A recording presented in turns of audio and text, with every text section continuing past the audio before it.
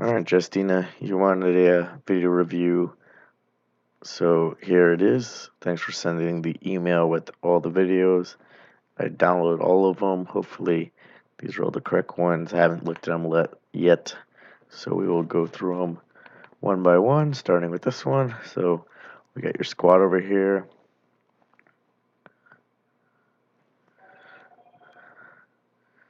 So, squat looks pretty solid. Bar path is pretty vertical. If I can pause it here, sorry. If I can pause it here, you're pretty much over the middle of your foot, which is where we want to be. Knees are forward. We hit in depth right here, above the top of the knee. Back angle is good. Can barely see the head, but head angle looks pretty neutral in line with the torso. Can't see the elbows here, but I'm sure that's fine too. So everything looks good here in the bottom position. And then the knees track pretty well going back. They don't shoot back too fast. And your torso angle is still here, pretty much the same thing. You're not tipping over.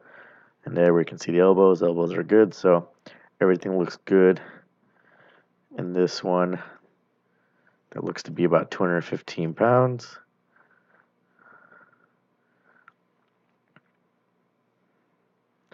So everything looks solid here.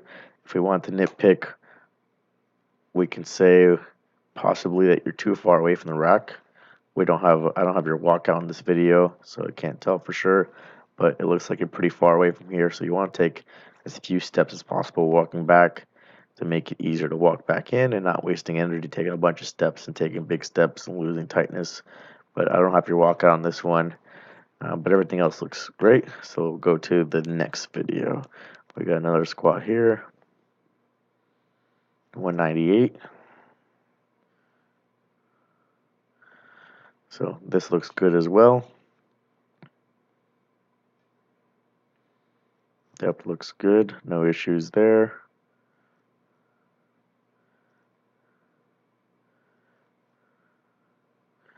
So everything looks good here as well. Same thing, looks like maybe you're too far away at the rack.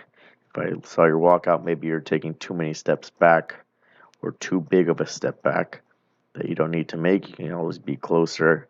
You just need to be just far away from the hook so you don't hit them on the way up, but you don't want to be so far back that it takes forever to get back in and you're taking a bunch of steps to set up, but everything else looks great. We'll go to the next video. We got safety bar squat. Safety bar squat, basically just focusing on not pulling the handles down too much on the way up, because what happens is this bar is angled where the weights go forward.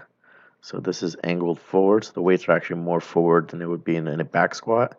But if you pull the handles down, then it pulls this little thing down as well and pulls the weight back. So you're actually making it easier if you start yanking the handles down. So that's what happens to a lot of people is when they go too heavy on safety bar squat and it gets hard, they pull these handles down and it actually pulls the weight back more towards the regular back squat and it makes it easier. So you just want to focus on not pulling down the handles. Like you did a little bit right there. So you want to keep the handles right there so the weight's forward. But here, you start to pull down when it gets hard as you're tipping over to get the weight back. So now the weight's here is more straight up and down rather than it being forward here. So if you had the handles up, then this weight would be here. But since you have it pulled down a little bit, the weight's more up and down and over the midfoot, making it easier. So you just want to focus on not pulling down the handles too much. If you need to, you can actually hold on to the padding up here and not the actual handles here. You can hold on to padding and not pull down as much, or just focusing on keeping it up the entire time. So by keeping it up the entire time, making it harder on yourself, but in the long run, it's going to be better for you. So we'll go to the next video. We got your bench press here. So it's touch and go bench. Looks good. You got a nice big arch here, going all the way from the shoulders through the hips down to the feet. Knees are lower than the hips, so it's going to be really hard to lift your butt up. Touching low on the chest, driving back over the shoulder joint. So everything is good on that touch and go bench. No issues with that one. We'll take a look at the next bench video. We got our pin presses here. Pin press looks like a good height as well. We're just using it for partial range of motion, a little bit of overload. So that looks good there. So that was good. We'll go to the next one. Let's take a look at what this one is. Another bench video. So that's good as well. You're really good at pausing on the chest and not letting it bounce around on the chest. Everything is tight. So that's a good one as well.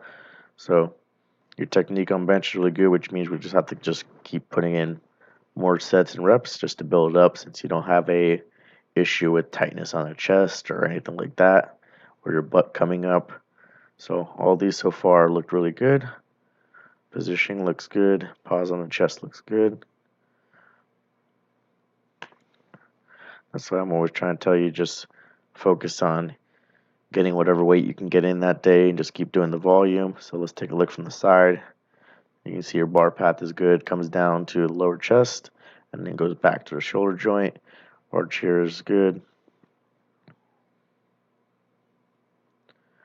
No issues there on bench press.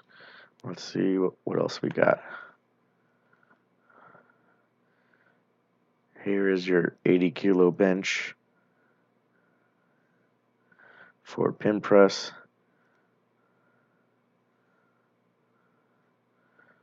So these look good as well. You just want to control it down on the pins. Try and touch both sides at the same time, rather than one side touching first before the other one. That looked pretty solid.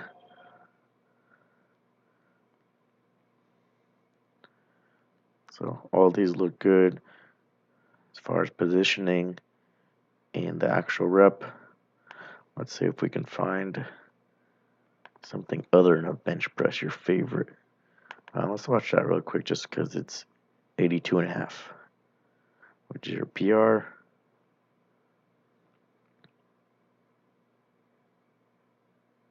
So that looked good. It was actually pretty fast off your chest, and then maybe slowed up a little bit in the middle.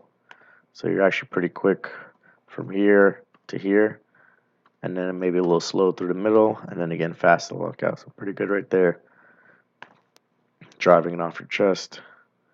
Let's see if we can find a squat or a deadlift instead to look at. It's all just bench videos. Let's take a look at this one real quick again. So this is 87.5 for pin press. So that was pretty hard. So you can see we still got to build up a little bit of that. Like I said, you're quick off the chest on that 82.5, and then kind of slowed down the middle, and then sped up at lockout. So this kind of like is right in that dead point in that middle. So you can see you kind of come to that dead point in that middle, and then from a dead stop, you have to press, and it's really hard to get off the pins, and then you're fine at lockout. So that should help if we keep pushing that one. This looks like to be a deadlift. So those are conventional deadlift.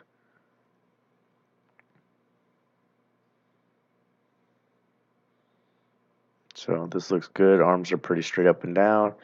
Heels are underneath the hips. Knees don't collapse. Everything looks pretty good from this angle. Reps look easy. Let's see what else we got here from the side angle for sumo deadlift. So this looks like a good position here. You can't see the shins, but it looks like they'd be pretty vertical. Hips are higher than the knees. Shoulders are higher than the hips. Head is neutral. Arms are angled slightly back. And we can't see perfectly either here from this angle, but it looks like the shoulder blades are over the bar. So this positioning right here is good. So you got a nice easy lockout just because you're setting yourself up in a good position from the very beginning. And bar path is good as well. It starts right here and it locks out here. So basically straight up. So bar path is good. So no issues here with your sumo deadlift. Let's see what we got from this angle for conventional.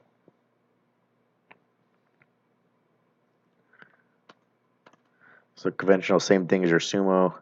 Hips are higher than knees, shoulders are higher than hips, head is neutral, arms are straight, slightly angled back.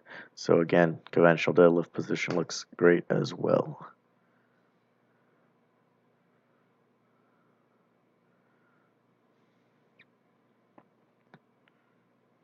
Just want to make sure arms are straight each time. Make sure you're not bending them at all. That's good. Let's see what this last video is. Another sumo deadlift. 125 it looks like. So that looked good as well. So everything for this week looked pretty solid. The only thing you didn't show is your squat walkout. So just make sure for your walkout, you're trying to keep it where you're only taking one step back or maybe 1.5 steps back, and not going too far away from the rack. You're just wasting steps and wasting energy, possibly losing tightness, going back, forward, left, right, everything like that. But other than that, squat, the reps themselves look good. Bench looked perfect. Conventional deadlift looked perfect. Sumo deadlift perfect. No issue with technique this week. We just have to keep pounding the volume. So I did already add the next week's training in. I have to just go add the rest of the weeks. So if I come over here and go to SNS coaching, go to Justina, and pull up the file.